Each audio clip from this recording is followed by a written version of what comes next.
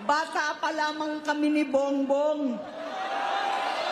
Alam na ng buong pamilya ang problema sa kanya.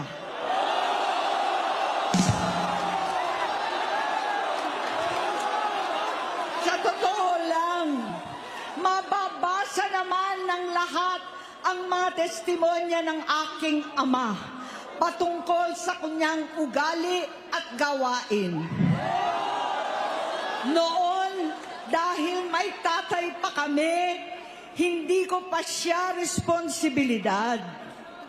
Noong tumatanda, ay mas naging nakakabahala. Batid ko na nagda-drug siya.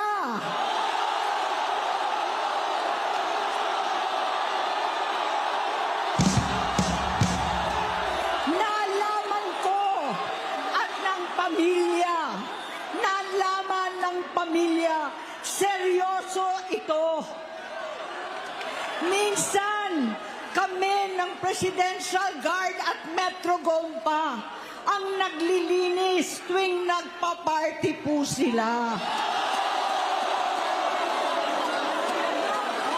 Namuhay kaming magkakapatid sa ibang bansa. Kami-kami lang. Kinumbinsi ko pa si Bongbong, pakasalan mo na si Lisa. Naisip ko noon, kapag nag-asawa siya, malalagay na sa tahimik at magkakaroon ng direksyon. Ang laki ng pagkakamali ko.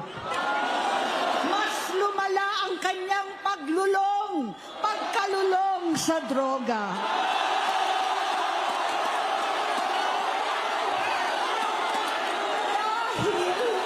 Parehas pala silang mag-asawa.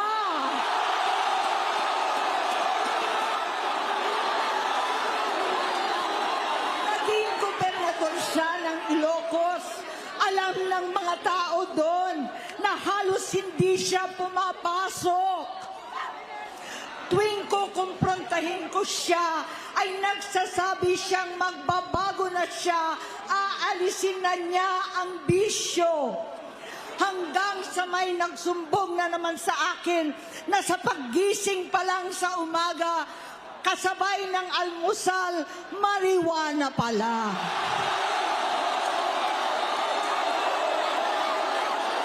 Maghapon sila.